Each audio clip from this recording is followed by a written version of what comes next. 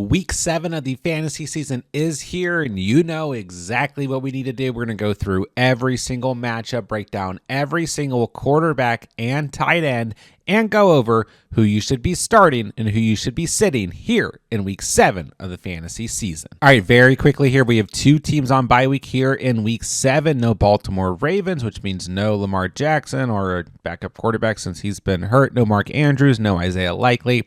And the Buffalo Bills also on bye week here, so no Josh Allen, no Dalton Kincaid, no Dawson Knox. Make sure you guys are checking your lineups and making adjustments accordingly. All right, let's kick the video off with Thursday Night Football. We're going to have the Steelers traveling to face the Bengals. This should be an interesting divisional matchup. Let's start with the Steelers side of things. Aaron Rodgers, I'm going to actually put in the streaming category here in Week 7. I'm a little nervous about this one. You guys know that I don't like short weeks, but we got to look at the matchup here. It's Cincinnati Bengals, a bottom 10 unit against opposing quarterbacks. He's coming off of a 17.5 fantasy day. He's had at least 2 passing touchdowns in 3 out of the 5 games he's played in, because Steelers have had a bye week this year, so only 5 games played for him. So I don't know, I could see like 17-ish fantasy points again this week. But once again, these Thursday Night Football games are always a little weird, always kind of trip me out, but it's a good matchup even on the road here. And Rodgers was at least okay last week. I know we have 2 big name quarterbacks on bye week this week, so I'm going to be a little bit looser with the streaming potential quarterbacks this week. So I think Rodgers, if you got nothing better, he's an option. We'll leave it at that. Jonnu Smith, Pat Freiermuth, just can't rely on these guys from a fantasy perspective. They combined for 7.9 fantasy points this past week. There's nothing here. It's a great matchup. One of these guys could find the end zone or go off or something, but I'm just not going to risk it, even against a really bad Bengals defense when it comes to defending the tight end position. Then we move to newly acquired quarterback for the Bengals. That is Joe Flacco. Pretty solid last week from a fantasy perspective. 29 of 45, 219 passing yards, 2 passing tutties, no turnovers, no interceptions, 18.7 fantasy points, but I'm not quite ready to declare him a potential streamer. It's not a bad matchup. This is another bottom 10 unit in the Steelers in terms of fantasy points allowed to the quarterback position. So maybe if you're like desperate in a super flex double quarterback type territory, you could try and roll with Flacco this week. And if I'm not mistaken, this is his second time playing the Steelers this year, so he should have a pretty good idea of what he's walking into. But once again, short week here, Thursday Night Football. I try to avoid these matchups, but he is a desperation streamer. For majority of you guys, though, he's just going to be a set. Mike Gesicki, Noah Fant, whoever the starting tight end here is, Mike Gesicki is banged up going into the week, so maybe we see more Noah Fant this week. But still, you cannot trust these Bengals tight ends from a fantasy perspective. They are both sits here in Week 7.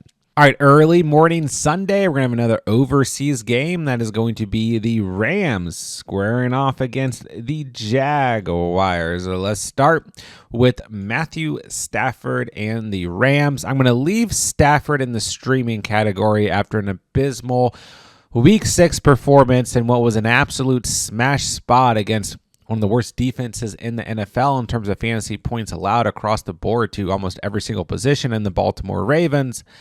Windy game, weird game, slow game for the Rams offense. He only had 9.3 fantasy points, only threw 1 touchdown. He has had 3 fumbles and 2 lost fumbles in the past 2 weeks, so maybe something to keep an eye on. But also, since week 2 of the season outside of last week, he's had 2 or more passing touchdowns in every single game. So I have a tough time taking him out of the streaming area, even if Puka Nacua misses this game.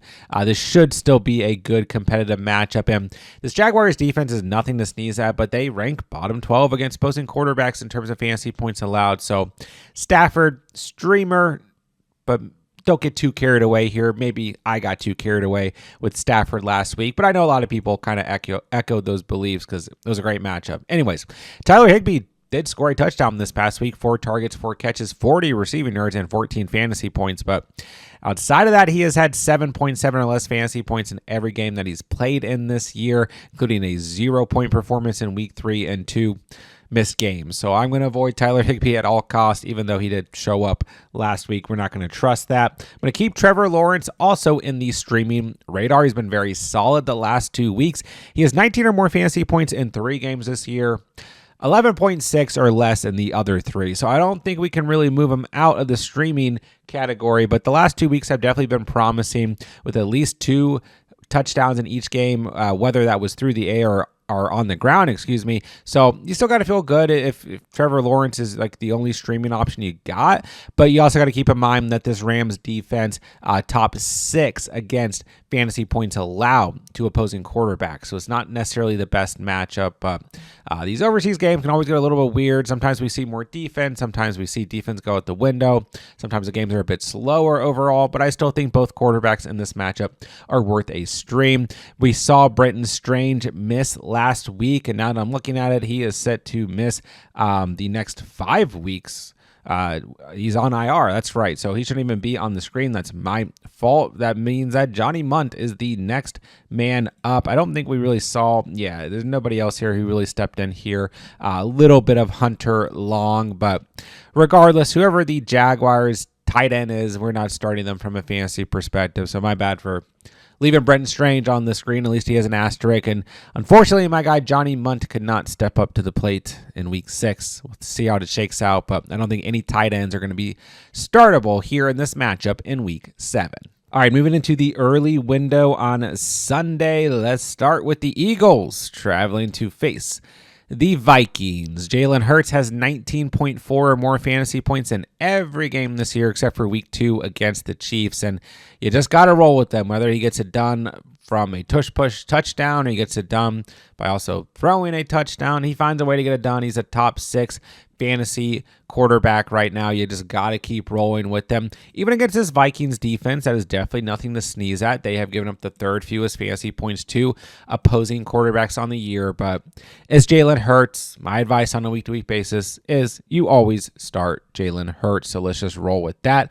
Dallas Goedert's been absolutely lights out, and he's coming off of his best fantasy performance yet. The way that this offense is ran this year, Dallas Goedert is like the vocal point of the offense, it feels like. 26 fantasy points in week 6, 11 targets, 9 receptions, 110 receiving yards, and a touchdown. He has at least 1 touchdown in every game since week 3 and 5 touchdowns in that stretch. Every game he's played in this year, 10 or more fantasy points, top 5 fantasy tight end in half and full PPR.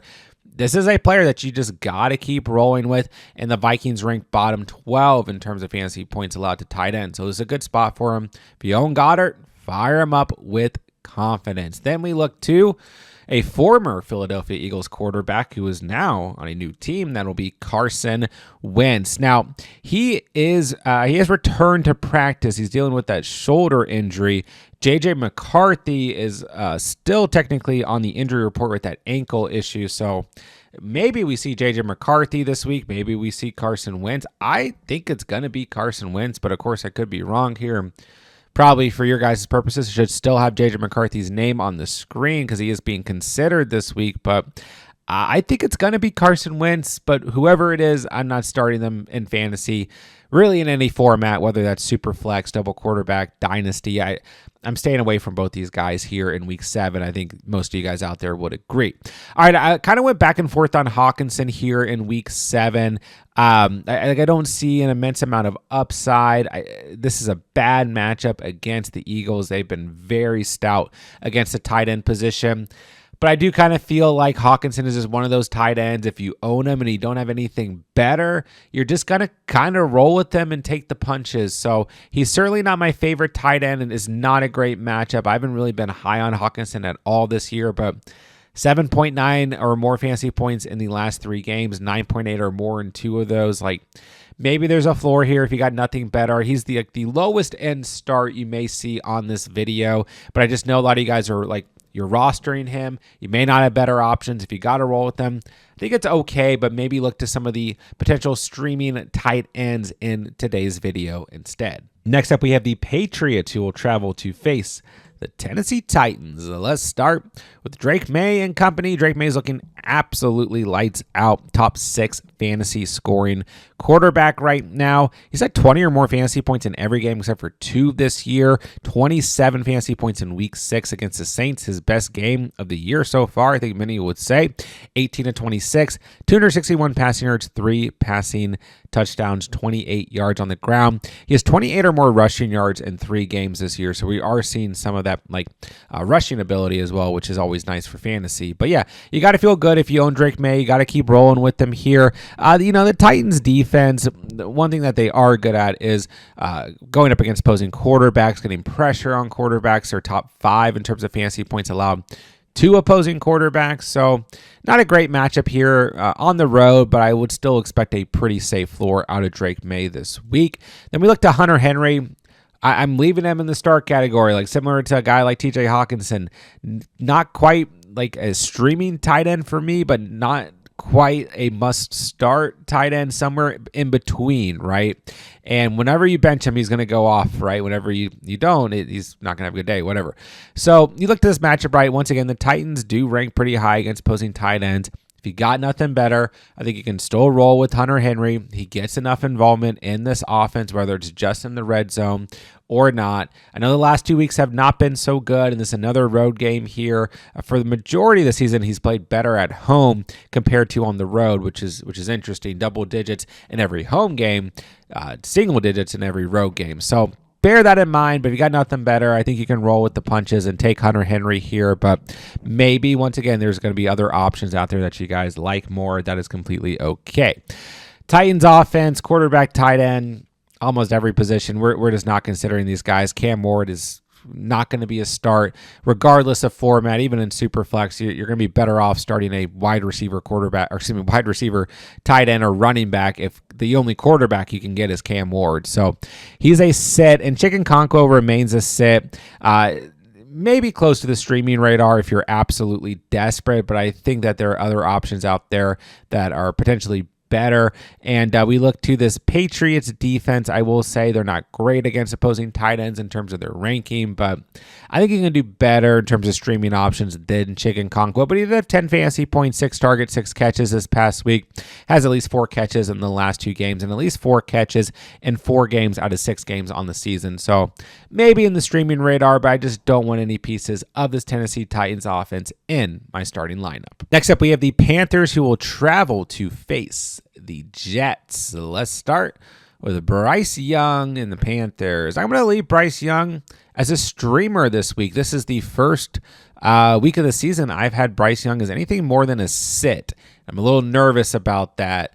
But I think coming off of a game where he threw 3 touchdowns, had 19 fantasy points, threw 2 touchdowns the week before, I think that he is a perfectly okay streaming option. Once again, trying to be a little bit looser with streamers because no Josh Allen, no Lamar Jackson. I know Lamar Jackson has missed time, but still 2 big-name quarterbacks on bye this week. And the Jets, bottom 10 against opposing quarterbacks in terms of fantasy points allowed. So even though the Panthers are on the road here, I think Bryce Young, perfectly fine in terms of a floor. I wouldn't expect a ton of upside. Then we go to the tight end position here. Ja'Tavion Sanders has been out. He's missed the past couple weeks. So Tommy Tremble's been filling in. He gets some volume, but just not enough to trust on a weekly basis. And once again, I just don't think you guys need to go looking to the Panthers tight ends unless you're in a very deep format and you're very desperate. Maybe Tommy Tremble has relevancy there, but for majority of guys, they're just sits.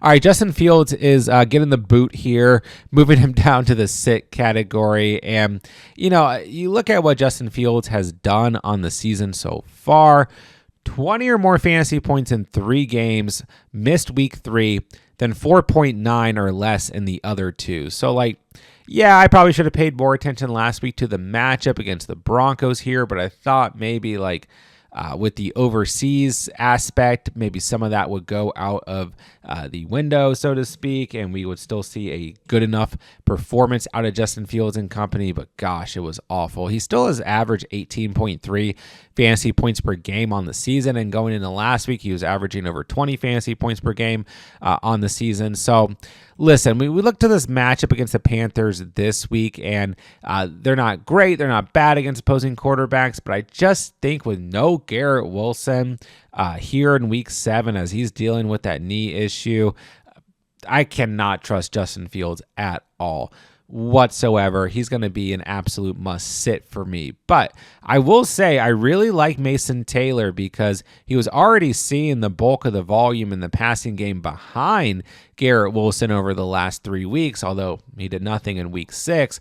And now we have no Garrett Wilson, and this is a smash matchup against the Panthers. And I talked about this in the waiver video. He has the Panthers this week, giving up the second most fantasy points to tight ends. Then he has the Bengals in week 8, who right now are giving up the most fantasy points to tight ends. And now we have no Garrett Wilson in the lineup. Mason Taylor is a must-add player right now. He's going to see a ton of volume over the next 2 weeks. Even if the Jets' offense isn't doing a whole lot, they got to throw to somebody. They're going to be playing from behind, presumably, even against 2 poorer teams in the Panthers and the Bengals. No knock on the Panthers, I guess, have been playing okay, but still, you get the point here. I like Mason Taylor a lot. I think he's a really strong streaming option.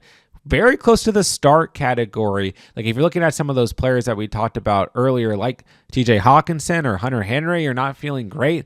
I think Mason Taylor's a strong start this week, but I'm kind of leaving him in the streaming category because it's still the Jets, and I'm worried about this team after last week. But you got to look at the matchups here. Panthers, Bengals, Mason Taylor, very strong streamer over the next 2 weeks. Let's move along to the Dolphins, who will travel to face the Browns. I'm leaving Tua Tagovailoa in the streaming category, but man, it was pretty ugly this past week against the Chargers. 3 total interceptions, 205 passing yards, and 1 tutty. So I think he's like one of the lower end streamers. The Browns have moved back slightly in their rankings against quarterbacks, but they're still top 10. So very low streaming candidate. Once again, 2 big names on bye week this week. So trying to be a little bit looser, but yeah, this is like the bottom of the barrel streaming capacity. On the road here against Cleveland, then on the road next week against Atlanta. Don't know that it's going to get much better for Tua. So for most of you guys, even if you have to stream this week at quarterback, he's a sit for me. But if you're desperate, you could try to stream him, I guess. And then we look to Darren Waller. He's going to remain in the start category. Listen, I will say this about Darren Waller, and I've been pointing this out over the past couple of weeks. He's not getting a lot of volume. He has 3 or less catches in 2 of the last 3 games, and then 5 catches in week 5. He's just finding the end zone, and that's going to slow at some point. But the Browns is a good defense, but they're 18th overall in terms of fantasy points allowed to tight ends. It's a okay spot in terms of the matchup on paper. So once again, we look at the makeup of this roster. Jalen Waddle is a wide receiver 1. Devon Achane is basically the wide receiver 2, and then it's Darren Waller. Malik Washington is really not seeing a ton of volume, and those 4 guys are like the only players on this team catching any passes. So there's enough involvement, enough volume, even though he's not getting a ton of receptions. He's getting the red zone looks. Startable, but I don't know if there's a crazy high ceiling with Darren Waller at the end of the day. Then we move to the Browns. Dylan Gabriel just going to be a sit, but it is not a bad spot here. At home, going up against the Dolphins, who've given up the second most fantasy points to quarterbacks on the season. So maybe we could get a stat line more similar to week 5, where he finished with 16 fantasy points, compared to this past week where he had 8.8 fantasy points. He did throw the football 52 times this past week, so that's promising to a degree. He just didn't throw any touchdowns, which is not promising. But yeah, the Browns are at home. They are getting the Dolphins. I just don't know that I want to trust Dylan Gabriel in my starting lineup. I do, however, like Harold Fannin this week, as he's had 11 or more fantasy points in the last 2 weeks. And we don't have a true update on David Njoku at the time of recording this, as he's dealing with a knee injury. But if we see no David Njoku, I would probably bump Harold Fannin up to the start category from the streaming category. If Njoku's active, I still kind of view Fannin as a streamer, but Dylan Gabriel has shown that he likes throwing the football to the tight end position, but also to Harold Fannin at the end of the day. What was nice in week 5, lower volume for Fannin, especially with Njoku out there, but he scored a touchdown. This past week, less Njoku, but more volume to Fannin with 10 targets and 7 catches. And it's the Dolphins. They rank very poorly against tight ends. This defense is awful. They rank poorly against everything. So Fannin, strong streaming candidate right now, but he could get easily bumped up to the start category for me if we get the notice that Njoku misses week 7. All right, let's take a look at these Saints who will travel to face the Bears. So let's start. Spencer Rattler and company. Rattler is just going to remain a sit for me. I mean, it's a good enough matchup against the Bears, who are bottom 5 against opposing quarterbacks on the season. So maybe desperation streamer, but once again, we are looking at 16 or less fantasy points in every game for Rattler this year, except for week 2 against San Francisco, and 13 or less in every matchup except for weeks 2 and week 5. So I just don't feel good about Spencer Rattler. They're on the road. Maybe if they're at home, I would be more optimum to potentially recommending him as a streamer. But yeah, I'm just going to keep him as a sit. We've had him as a sit all year long, and I think that's unfortunately where he needs to be. Jawan Johnson, a fumble this past week, just 1.5 fantasy points. Was looking like a waiver wire gem the first 3 weeks of the season. The last 3 weeks, he's had 5.8 or less fantasy points. He is officially bumped down to a sit. Not even a streaming candidate. Just can't trust him. And the Bears, is not a bad matchup here. They're bottom 12 in terms of fantasy points allowed to the position, but you just can't feel good about Jawan Johnson. I don't know that he's going to be that set and forget guy that we were maybe expecting earlier in the season. And I know Taysom Hill isn't doing a ton. Maybe Taysom Hill's name should be on the screen because people are out there considering him and stuff in deeper formats, whatever, but I'm not starting Taysom Hill in any format. And I don't think he's going to really impact Jawan Johnson too crazily, but Jawan Johnson just hasn't been involved the past 3 weeks, essentially. So no Saints tight ends for me, even if Taysom Hill is on your roster. All right, Caleb Williams, going to remain a start for me on a week-to-week basis. I know week 4 wasn't great against the Raiders, but outside of that, he's had 17.9 or more fantasy points in every single game. Did miss some big throws on the Monday Night Football game against the Commanders, but he still had 19.8 fantasy points. Bears got the dub. He only threw 1 touchdown, but this is still a good matchup. It's the Saints defense. They're bottom 5 against quarterbacks. So I think Caleb Williams could come out of here with a really nice week, and he just remains a start for me. Not always the most upside, but a very solid floor, and we have seen 24 or more fantasy points in 2 games on the year for Caleb Williams. All right, Colson Loveland's back and healthy, so sorry. He's got the asterisk, but he doesn't need to have it. But he's a sit for me, and Cole Kmet's a sit for me. These guys combined for 3 catches this past week. And on the season, the tight end position for the Bears has just not been a big part of the offense, has not been involved. So healthy or not healthy, I'm not starting any Bears tight end in any capacity anytime soon. All right, to wrap up the early window, we're going to have the Raiders who will travel to face the Kansas City Chiefs. So let's start with Geno Smith, who has a total of 6 interceptions in the last 3 games compared to 3 touchdowns, 12 or less fantasy points in the last 3 matchups, and I do not like his chances this week. The Chiefs' defense has been a bit wishy-washy. Overall rankings aren't great here, kind of middle of the pack against quarterbacks, but I think they've looked better over the past 2 weeks or so, and ultimately this is a tough environment, tough stadium to travel to, and I'm going to trust that they have one of the best defensive coordinators in the league, and they're going to piece together a good game plan against Geno Smith, who is struggling heavily over the past couple weeks. So I'm going to leave Geno Smith in the sit category with confidence. Then we got to talk about the Brock Bowers conundrum. I don't think Bowers is going to play this week, and the Raiders have a week 8 bye week, so best case scenario, he's back after the bye week. Worst case scenario is he continues to miss time, which is looking like a real potential scenario. And then we look, Michael Mayer filled in very nicely in week 6. Don't forget, he missed weeks 4 and 5 as well. He looked good this past week. I'll give him that. 7 targets, 5 catches, 50 receiving yards, a touchdown, 16 fantasy points. So maybe he's somewhere out there on the streaming radar. But the Chiefs have ranked very well against tight ends on the season. And once again, I just don't trust the Raiders offense this week. I think this is a bad spot. This could be a really murky game overall for the Raiders. Maybe we start to hear some noise about maybe getting Kenny Pickett some snaps if this game goes poor enough for the Raiders offense. But you never know. So Mayer may be out there on the Raider for a streaming candidate, but I just don't want to trust this Raiders offense this week in my starting lineup. Then we look to the Chiefs. Listen, guys, I've been talking about the Chiefs offense like ecstatically all year long, about Patrick Mahomes, Travis Kelce all year long with very high praise. And I'm just really like surprised. I know it's starting to ease down a little bit here over the past 2 weeks, but I've been really surprised of how much confidence I've had to instill in some of you guys in terms of just starting Mahomes and Kelce on a week-to-week basis. And Patty Mahomes is your quarterback one right now in all of fantasy, coming off of his best performance yet, 31 fantasy points, 22 of 30, 257 passing yards, a rushing touchdown, 32 yards on the ground, 3 passing touchdowns. He's looked great on the season outside of week 3 against the Giants, which once again, was a game script where the Chiefs didn't need to throw the football. They had a game plan. It worked, whatever.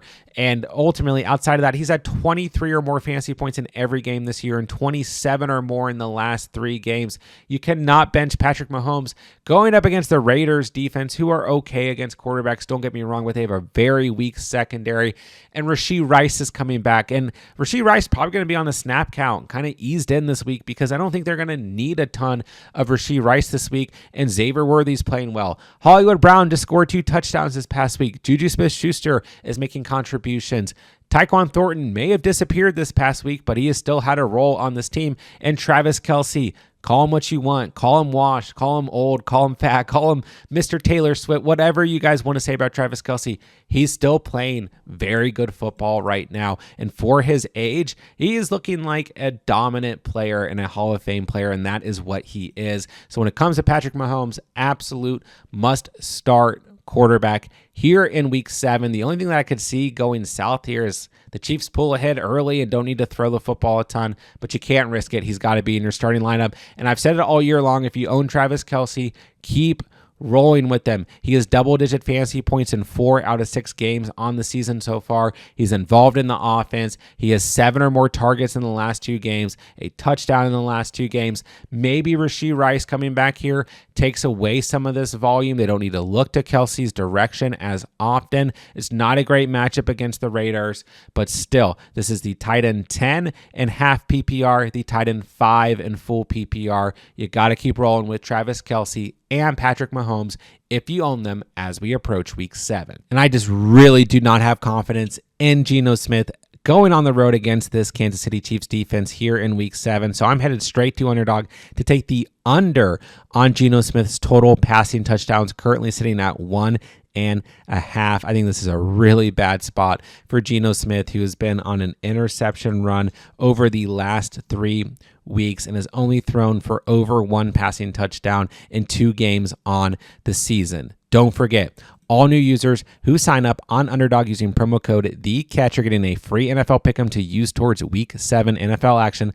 Take that free Pick'em, take the under on Geno Smith's total passing touchdowns, and if both of those lines hit, you're going to automatically double your cash entry. Plus, Underdog has a brand new exclusive offer to anyone who signs up using promo code THECATCH. Once you play through $5, you're going to receive $50 in bonus cash. And on top of that, they're going to give you a 50% deposit match up to $1,000. So make sure you guys sign up using promo code THECATCH. That link is down below on Underdog if you want to take advantage of all of their Week 7 exclusive NFL offers. All right, moving into the afternoon window, we're going to have the Colts traveling to face the Chargers. This should be a good one. I'm looking forward to this matchup. Let's start with Danny Dimes. Got him in the start category. I think we're kind of moving him out of the streaming category, which I kind of bumped him back down to over the past couple weeks. And 23 fantasy points in week 6, a game script where the Colts needed to throw the football against the Cardinals, threw 2 passing touchdowns, had a rushing touchdown. That's what we really need out of Daniel Jones. In games where he has ran for at least 1 touchdown, he has 22 or more fantasy points. In games where he has not rushed for a touchdown, 16 or less fantasy points. And This is a tough matchup against the Chargers defense, ranking top 7 in terms of fantasy points allowed to quarterbacks.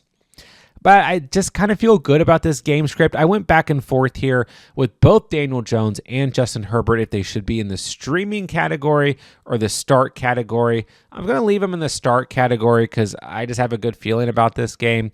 But they're kind of lower end starts for me because when you look at the Colts offense, we have a lot of these weeks, once again, where Daniel Jones doesn't score a rushing touchdown, get a lot of Jonathan Taylor, whatever it may be. And then we don't see as high of a overall ceiling for Daniel Jones. So kind of back and forth here. I think he's a lower end start, but still a solid enough start if that makes any sense. If you got to roll Daniel Jones this week, don't feel too bad. Then Tyler Warren just remains in the start category. Not a lot to discuss here. He has 11.9 or more fantasy points in every game except for week 3. But what's been really nice over the last 2 weeks is he's starting to score touchdowns, get more red zone looks. 2 touchdowns in the past 2 games, coming off of his best fantasy day yet with 18.3 fantasy points. It's a tough matchup against the Chargers, who rank top 8 against opposing tight ends in terms of fantasy points allowed, but you got to roll with Tyler Warren if you own him no matter what, So let's start both the Colts players in this matchup. All right, once again, I did go kind of back and forth on Herbert if he should be a streamer. We're looking at 18 or less fantasy points in every game since week 2, 15 or less in 3 of those games as well. We have the offensive line injuries. We have Omarion Hampton injured. We have Quentin Johnston banged up. Feels a little bit off here overall. But this past week was promising. But they played the Dolphins, and the Colts defense much stiffer than the Dolphins. The Colts come in 11th overall in fantasy points allowed to the quarterback position, kind of middle of the pack against tight ends at 17th. So Herbert, I'm going to leave as a start because, once again, I feel good about this game. That shouldn't be like your guys' total indication. I just feel like this is going to be a good game script overall, and there's going to be points in this game. So Herbert, I think around like 18 fantasy points again this week is fair. If Quentin Johnston plays that week, I think that helps a lot. More passing options. Then I think the running backs will get through here with Kamani Vidal and even Hassan Haskins doing enough this past week. So startable, but it may depend on who you guys have. I mean, he's still ranking as a quarterback 8 so far on the season, but the ceiling has really been missing the past couple weeks. Then we look to tight ends. I'm just not even going to talk about Will Dissly or Tyler Conklin until further notice because Orion Gadsden has been the most involved and had 8 targets, 7 catches, 68 receiving yards this past week. I was really close to also putting him as a streamer. If you're desperate, I do think he has the potential, but like Will Dissly had missed some time and now he's back. Only had 2 targets this past week. Only was on the field for 41% of snaps compared to Gadsden, who's on the field for 75% of snaps, but maybe we start to see more Dissly, maybe we don't. Good enough matchup against the Colts if you guys are really desperate in a deep format. Gadsden could be an option, but I think for most of you guys, he's going to be a sit here in week 7. All right, next up we have the Giants, who will travel to face the Broncos. This is going to be one that I think a lot of people want to hear about. Let's start with Jackson Dart, Theo Johnson. I am putting Jackson Dart in the streaming category, and I don't want to put him any higher than that. The Broncos have allowed the second fewest fantasy points to opposing quarterbacks, and I just don't like this matchup. I don't like having to travel to Denver. Tough atmosphere. Got to adjust to the weather, all that stuff. Great defense. We're going to learn a lot about Jackson Dart this week, and I kind of have been looking at this stretch. Philly played great at home against Philly, at Denver, at Philly again, San Francisco at home, even Chicago on the road, then Green Bay, then at Detroit, then at New England before a Week 14 bye week. This is just a tough stretch. This is probably the toughest game in that entirety in terms of this stretch. And like people are like, oh, he played well against the Eagles. Well, the Eagles are giving up the 19th most fantasy points to opposing quarterbacks. That defense isn't necessarily shut down this year. So I think Dart is streamable, but I'm moving with caution into this matchup, really with all the Giants starters on offense. I know they just had a great game, but I'm a little bit worried is all I'm going to say. I don't want to put him above the streaming radar. And plus, technically, he's in concussion protocol, but I feel like the NFL just doesn't care. They want to kind of brush it under the rug that he was maybe concussed at all after that little fiasco on the sideline. So I think he's going to clear concussion protocol, but we'll see. If it's Russell Wilson, maybe there's a revenge game, but probably not. Probably be a sit. All right. Theo Johnson, 4 targets, 2 catches this past week against the Eagles. Did not show up after having 10 or more fantasy points and 3 touchdowns in the previous 2 games. I'm going to leave him in the streaming radar, but once again, low-end streamer. Low-end. Broncos, top 5 against tight ends, so can't call him anything more than a very low-end desperation streamer this week. All right, Bo Nix, the only quarterback that I put as a low-end start. And he should probably just be like in the streaming category. This is kind of like similar to like Daniel Jones, Justin Herbert, we just talked about. Like, it's a lower end guy for me this week. I think I'm just a Bo Nix fan, and so it's hard for me to move him out of the start category. But I mean, he's had 13 fantasy points in 2 games since week 2, and then 17 or more fantasy points in the other 3 games since week 2, and was awful in week 1 from a fantasy perspective. So gets the Giants this week at home. It's a good matchup. They're bottom 12 against quarterbacks. I think that Bo Nix will bounce back this week. I think at worst you're looking at like 17, 18 points, but if he throws like 2 or more touchdowns, I think obviously he could score over 20 fantasy points this week. So maybe it depends on how this game script goes and all that, how much defense, how much of the run game that the Broncos really, utilize this week, depending on how the Giants play. But I think Bo Nix still very startable, but he's a little bit lower end because he's just tough to trust on a week-to-week basis. But just don't forget, I brought this up a lot this year. Bo Nix last year had some really, really bad performances. Through the first 7 weeks of the season, he had 14 or less fantasy points in 4 games. So like we're kind of on a similar trajectory here, so hopefully he gets it together here and this offense starts humming a bit. Evan Engram, stream, a solid streamer, gets the Giants this week. Dallas Goedert just had a huge game against them. Like the Giants were ranking okay against tight ends, and they moved back quite a few spots, but they're still ranking actually okay, 12th overall. But yeah, Evan Engram has at least 6 targets in the last 3 games.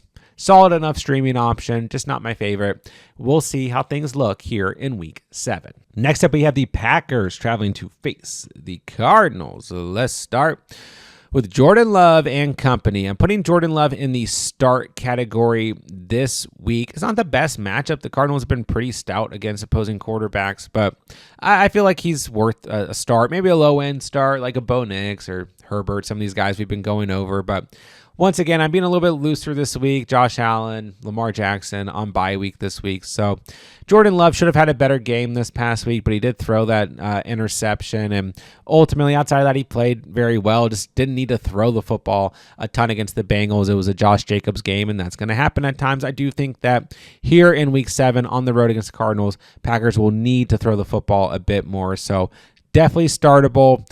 Tough to read Jordan Love because of the way this offense functions and how much Josh Jacobs gets involved. But we at least have 2 games this year where he has 20 or more fantasy points. The rest of the games 15.9 or less. So he's a little bit shaky on a week-to-week basis, but I think he's startable this week for sure. Then Tucker Kraft remains in the start category every week for me. We really liked him last week. Unfortunately, only had 2 targets, 2 catches. Did have that receiving touchdown, 12.3 fantasy points. Once again, the game script didn't really benefit him, but it was a smash matchup. Not as good of a matchup this week against the Cardinals, being that he just played the Bengals, who are the worst team in the league against tight ends, but still a very good matchup. The Cardinals are 27th overall against tight ends, so this is a good spot. And once again, I think the Packers will need to throw more this week, so if you own Tucker Kraft, you should feel very good. Very, very solid start. All right, Kyler Murray, we don't know what's going on here. Is he going to play this week? Is he not going to play this week? Jonathan Gannon has come out and said that he will be the starter as long as he is healthy, but we don't have a true starter name because we don't know if Kyler Murray is going to play or not this week. So if Kyler plays, he's just in the streaming category for me. We have 18 or more fantasy points in 2 games, 15 or less in the rest. You're just really missing that upside. Like, you look at Jordan Love. Like, I mean, that's not too different than what we just went over, but at least Jordan Love has 20 or more in 2 games, where the ceiling with Kyler is like 18 fantasy points. He's banged up. This is the Green Bay Packers defense, which has been pretty underwhelming the past couple weeks. They've really moved back in overall rankings, but still have some good overall players on this unit in terms of that front 7, Micah Parsons and everything. So I don't love Kyler this week, but if he plays, he's always startable. Jacoby Brissett If you're desperate, you're in a super flex format. He's probably the only quarterback out there right now outside of like maybe Cam Ward or Geno Smith. So sure, in that situation, you could take a chance here. He was sharp last week, 27 of 44, 320 passing yards, 2 passing touchdowns, 1 interception against a good Colts defense on the road. Some people are arguing maybe Jacoby should be the starter and not Kyler. Maybe he can run this offense a bit better than Kyler, but I just don't want to risk it here. But maybe if you're desperate, you could roll with Jacoby Brissett in the right format. Trey McBride, it's a good matchup here. The Packers have been really bad against tight ends this year. Bottom 5 unit in terms of fantasy points allowed. And it's Trey McBride. He did score a touchdown this past week, which was nice, and that was not his only red zone target. And I will say, if Jacoby Brissett's going to target Trey McBride on a consistent basis in the red zone, maybe he should be the starter just for the fantasy implications, although McBride does have one other receiving touchdown this year. Still, as Trey McBride, you're going to start him no matter what, but this is a good matchup. This could be one of his best fantasy days yet, but he is coming off of his best fantasy performance of the season with 21 fantasy points this past week. So if you own McBride, nothing to worry about. Must start tight end here in week 7. All right, wrapping up the afternoon window, we will have the Commanders traveling to face the Cowboys. Commanders coming off of a tough primetime loss. The Cowboys also coming off of a tough loss to the Panthers. It should be a good divisional matchup. It always is when these two teams play each other. And I got every quarterback, every tight end in this matchup as starts. Commanders defense is not awful, but they've been a bit wishy-washy. And we know this Cowboys defense is flat out awful. So if you own Jaden Daniels, you had 22 fantasy points through 3 touchdowns this past week, had 52 rushing yards. You just start him every single week if he's healthy, and you got to roll with him this week. Zach Ertz had his second best fantasy day of the year so far, 6 targets, 6 catches, 43 receiving yards, found the end zone, 16.3 fantasy points. He's still close to the streaming area because, you know, if you take away the touchdowns on the year, in games where he doesn't have a touchdown, he has 6.8 or less fantasy points. Every game where he has a touchdown, 11.6 or better. But I do like him in this matchup. I expect points in this game. And the Cowboys kind of middle of the pack against tight ends, but this is still an awful defense overall. So we're going to put Ertz in the start category, and I'd feel good about it. Then we look to Dak Prescott and Jake Ferguson. These guys are must starts every single week. We look to the Washington Commanders. They're ranking very poorly against opposing quarterbacks. They're ranking good against tight ends, but how can you bench Jake Ferguson with the season he's having? Prescott has 22 or more fantasy points in every game except for 2 this year, with a ceiling of 30 fantasy points. He's thrown at least 3 passing touchdowns in 3 straight games. You got to roll with Dak Prescott, even if he hasn't faced the best overall defenses the past few weeks. Once again, it's not that much worse of a matchup this week against the Commanders, and the Cowboys are at home. Feel good if you own Prescott. Roll with him with confidence.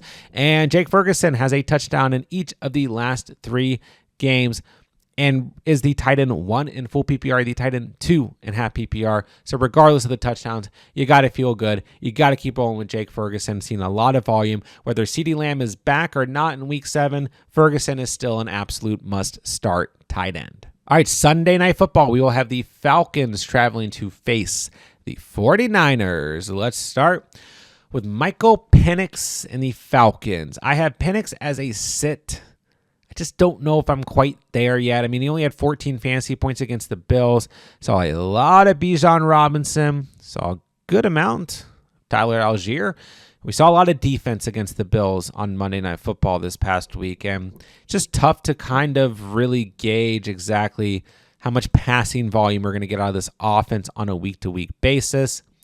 Once again, in the right formats, I mean, you can stream him, double quarterback, super flex, all that stuff. And, you know, it's very close to that second touchdown to Drake London. So maybe we'd be viewing him a bit differently here. But yeah, I'm going to leave him as a sit. Just not my favorite start this week. The Niners are kind of middle of the pack against quarterbacks. So it's not the best, not the worst matchup, but I just don't feel great about Penix this week. I worry about his overall ceiling.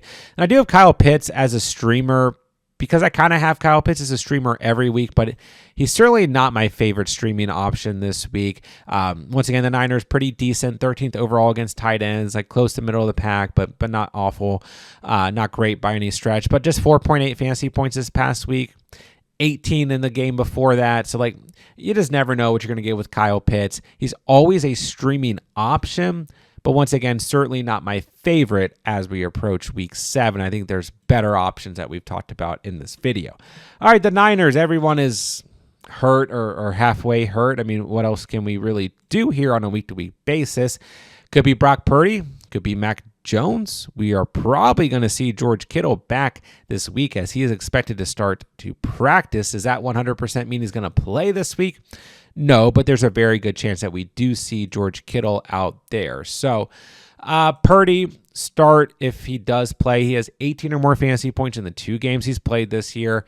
He does have a total of 5 turnovers in those 2 games, but he's getting enough done through the air that it hasn't really mattered, that the floor is pretty safe. So this is a tough matchup against the Falcons in both regards against quarterbacks and tight ends, but I think Purdy is still startable. Then how can you bench Kittle? I think you just got to roll with Kittle if he plays this week. Way too hard to bench him. Mac Jones remains on the streaming category. I know it wasn't great this past week. He didn't throw a touchdown. He threw 2 interceptions. He had a fumble.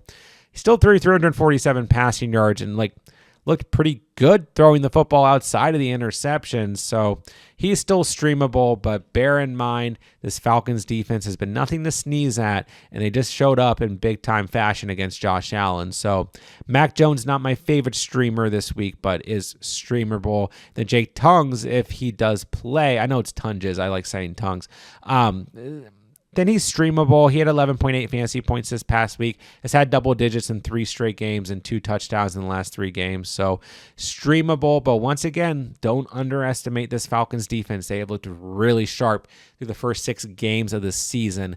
And it's just hard to, on a week-to-week basis, we don't know if Pearsall's going to play. We don't know if Jennings is going to play. We don't know anything other than Christian McCaffrey is mysteriously staying very healthy this year for this Niners team.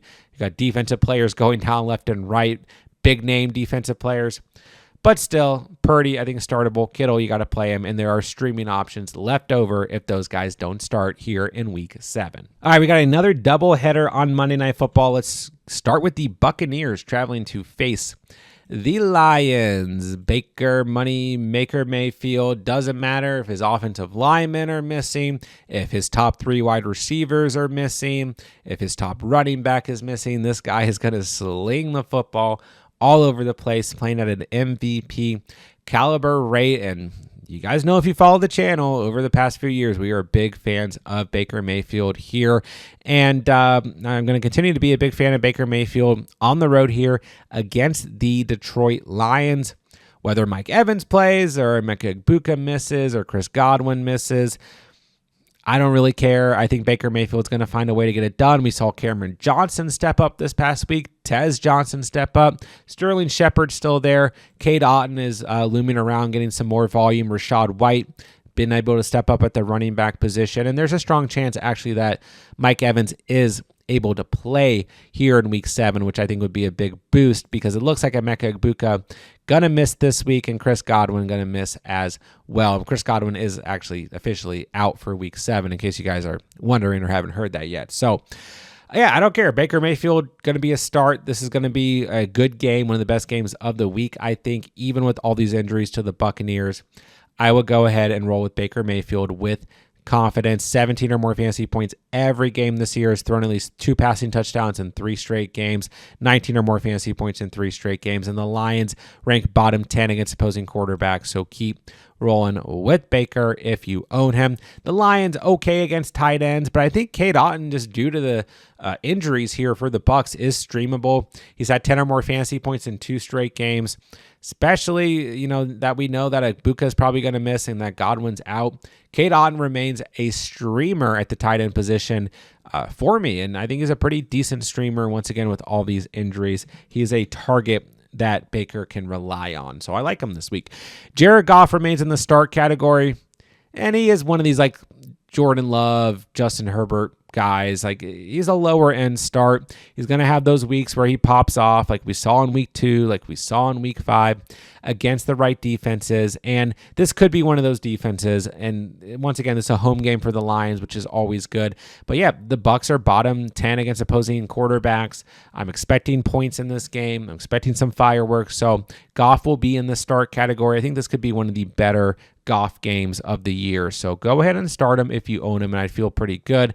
Sam Laporta remains in the start category for me. We showed some faith. I know it's starting to get a little bit worrisome when it came to Laporta, but I encourage you guys, if you owned him, to keep playing him over the last 2 weeks, and he has shown up with a touchdown in the last 2 games and 16.5 or more fantasy points in the last 2 games, 6 targets, 5 catches in the last 2 games. So good matchup here. Buccaneers come in 18th overall against the tight end position, so it's a good enough matchup here. If you own Laporta, like I've been saying all year long, just roll with the punches, keep the faith. He's a strong start here in week 7. All right, last but not least, we will have the Texans traveling to face the Seahawks. CJ Stroud and the Texans on bye week in week 6. Last time we saw them in action, CJ Stroud threw 4 total touchdowns, had 28 fantasy points on the road against arguably the worst defense in the NFL and the Baltimore Ravens, who have had a ton of injuries. This is a very different matchup this week against the Seattle Seahawks, but they have been struggling against opposing quarterbacks. So I still think Stroud is streamable. He's had 18 or more fantasy points in his last 2 games, at least 2 passing touchdowns in his last 2 games, and I am expecting some points scored in this game. Could also see this being a defensive game, but I think ultimately this will be a pretty good game for fantasy. So not my favorite streaming option this week, because we got to remember Stroud had 14 or less fantasy points in the first 3 games of the season. And yeah, in terms of like low end starts we've been talking about, he's definitely one of those lower end guys that you can never really trust, but it's been solid in the last 2 games, and I think this is going to be a good game script, so I'll keep him in the stream category. And Dalton Schultz, to his credit, showed up in week 5 against the Ravens. Outside of that, he's at 8.9 or less fantasy points in every other game. So I'm just going to sit him, but he could always be a very desperation type streamer if you guys have nothing better, but I don't really love him this week. Sam Darnold has been very sharp over the last 2 weeks with 20 or more fantasy points, 2 or more passing touchdowns, 16 or more fantasy points in every game this year, except for week 1 against the Niners, which was really bad, but he's looked really good from a real life football perspective.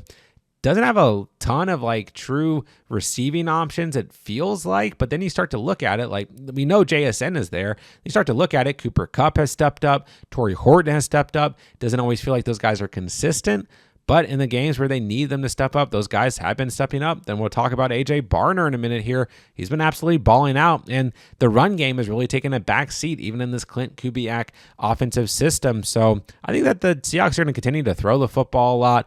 I like this matchup against the Texans. It's not a good matchup, but I still like it because I think this is going to be a good game script. But bear in mind, the Texans have given up the fewest fantasy points to quarterbacks on the year so far. So could see a lower ceiling game for Darnold, but I think it's tough to not have him in the start category right now. And I've talked a lot about AJ Barner over the last 2 weeks. He had 4 touchdowns through the first 5 games of the season. He's had 10 or more fantasy points in the last 3 games. And Sam Darnold is looking his direction. He's making big plays. He's scoring touchdowns. He's a top 11 tight end in both half and full PPR. And I think you just got to keep rolling with them. Like, I don't know that a lot of you guys have really had to start him, but if you do own him, he's a really solid start this week. And I think he belongs in the start category, not just in the streaming category anymore.